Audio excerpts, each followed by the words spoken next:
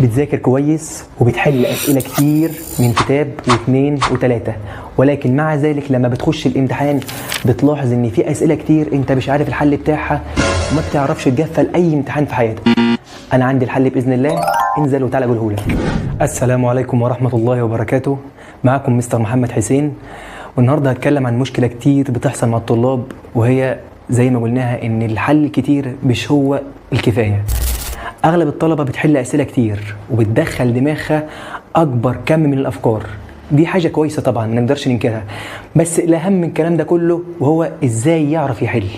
الامتحان نفسه مش هيقيس كم الافكار اللي انت حليتها، يعني انت ممكن تقول انا حل كتاب او اتنين او تلاته، تخش الامتحان ممكن ما تلاقيش ولا سؤال من اللي انت حليته ده كله. ليه؟ لأن هو الفكرة نفسها اللي حاطط لك الأسئلة نفسها في الكتاب ده بيعرفك إزاي تتعلم تحل، إزاي الطريقة نفسها اللي بتوصلك للحل. تعرف دلوقتي لما بيجي لي سؤال صعب أو سؤال بمعنى أصح أول مرة أشوفه، فكرة جديدة، أتعامل معاها إزاي؟